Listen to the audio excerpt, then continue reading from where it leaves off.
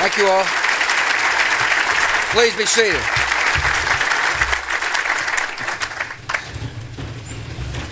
Welcome and thanks for coming.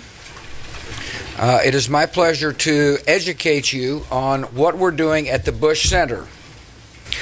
Laura and I decided to put our museum here on the campus of Museum, Institute, and Archives on the campus of SMU because it is a exciting, fabulous university in the heart of the heart of the promised land. And to this end, I want to welcome Gerald Turner, the president of SMU, Dean Niemi, the dean of the Cox Business School. I welcome SMU students. As I understand, the mighty SMU debate team is here. We welcome you as well. I am thrilled to be associated with this really good university. And I think for those of you who are outside of Texas and Dallas, if you take time to find out about what's going on at SMU, you too will be impressed. I want to welcome Mark Langdale, who's the president of our foundation. Mark's job is to oversee the archives, the museum, and the institute. I'm proud to announce that we have paid for the building that is going up here on this campus, and I want to thank the supporters who are here for generously donating. And for those of you who haven't yet generously donated, there's still room for you. I want to thank Jim Glassman. You know, I tried to, as we set up this institute, I wanted it to be a non-political place of thought and action. Truth of the matter is I'm through with politics. I'm interested in politics, kind of like I'm interested in following the Texas Rangers. But I had my time on the stage. And I think it's best for the country for former presidents to get off the stage and wish their successors all the best. However, there's some principles and policy that Laura and I remain passionate about. Now, the Bush Institute will only survive and thrive if it turns out it's not about me or my presidency, but in fact embraces certain universal principles that have stood the test of time, one of which is freedom is universal. Laura and I believe, and many associated with our institute believe, that freedom is the desire of every man, woman, and child on the face of the earth. I believe that the spread of freedom is in the nation's interests. I believe democracies help yield the peace that we all want, and therefore one of the parts of the Bush Institute is to encourage the advance of freedom. We also believe that women will lead the freedom movement in the Middle East, and therefore we're going to spend a lot of time and focus on Middle Eastern women. To this end, we had an Afghan Women's Business Conference here at SMU. Letting the Afghan women know we care about them. We do our best to make sure they don't get abandoned, and we want to help. Secondly, a principle is that all life is precious. And therefore, one of the areas of the Institute is to help save lives on the continent of Africa. One of the initiatives I'm very proud of during my presidency was what's called PEPFAR. It's the AIDS Initiative.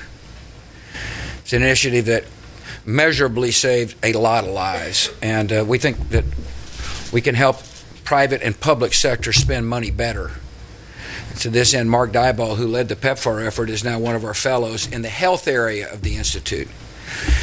Thirdly, if you believe all life is precious, then you better be worried about whether all children are educated in America. I am a fierce defender of accountability in the public school system, embodied in the No Child Left Behind Act.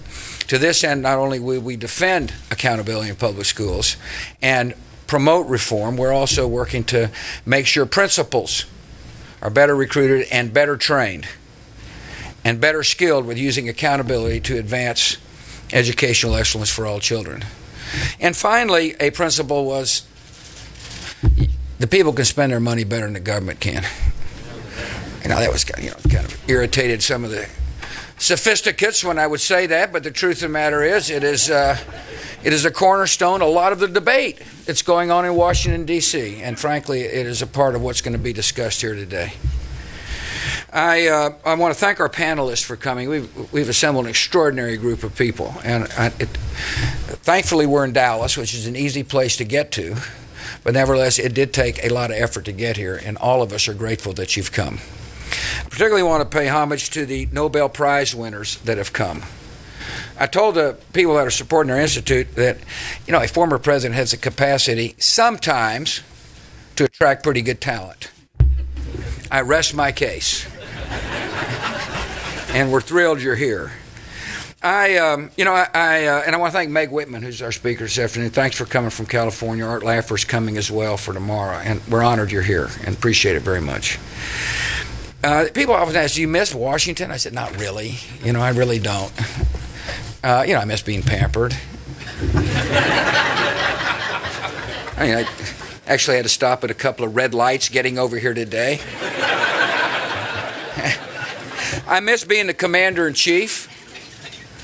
To this end, later on this month, I'll be riding across the deserts of Texas with wounded warriors who have lost a limb during the War on Terror to show America's, the unbelievable character of our men and women in uniform. I'm just hoping I can make it. It's a 100-kilometer ride in the desert. And it's going to be. It's not like a leisurely ride. It's a ride to herald people who got dealt a severe blow and said, "I'm not going to let it tear me down."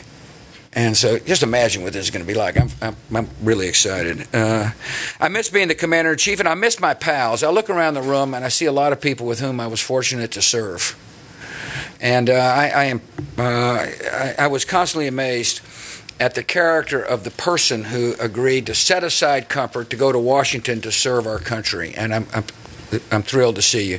Some of them here, people here, helped me pass tax cuts. Some of them here, promoted free trade aggressively and successfully, and some of them here helped me make one of the toughest decisions I had to make as president. One of the most difficult decisions. A decision that contradicted a principle I told the American people I stood on, which is the markets are the best way to allocate goods, resources, and services. And that decision was to use taxpayers' money to bail out Wall Street in order to make sure that we didn't have an economic disaster.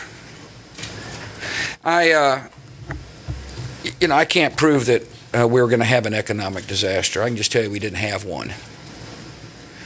And I thought often about this decision. I will just tell you this. Had I had to make it again, I'd have made the same exact decision. And I appreciate those in the audience who were there in the White House during this period of time. And now the question is, let's talk about legacies. Look, presidents can't shape legacies. It's over. It's done. I made the decision. The question now is, are we going to learn from the decision? The reason I had to make the decision. Are we going to learn the causes of the financial near disaster? Will we unwind government involvement as quickly as possible, which we at the Bush Center think ought to happen? And will we focus on growth and not regulation, which is what this conference is really about? I'm amazed to hear, yet again, people saying, well, America's greatest days are over. I don't know if you've heard it. It's beginning to kind of creep into the national dialogue. It's kind of psychological hand-wringing about, our days are past. And I kind of did a little research on it, and really interesting. At the turn of the century, here's what one scholar said. He said, the era of individualism, liberalism, democracy, of humanitarianism and freedom is nearing its end. In the late 50s, the Sputnik crisis caused many in our country to say, there's no way the U.S. can compete with the Soviet Union. In the 70s, there was talks about malaise. In the 80s, here's what one official said, associated, by the way, with people in my political party. This guy was, I think, is either a member of 41's or 40's administration. He said, the American century is over.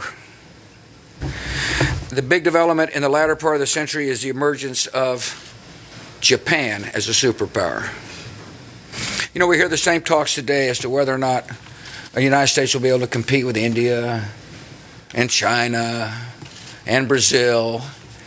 My attitude, and I think the attitude of most people here, is that not only can we compete, we will compete.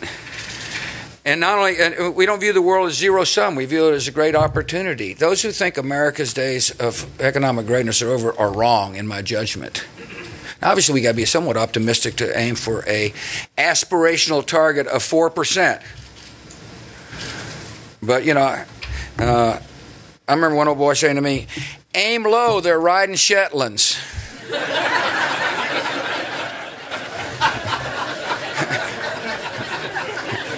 We at the Bush Center aim high because we believe in the greatness of America. We believe America is the most innovative, productive, entrepreneurial country in the history of the world.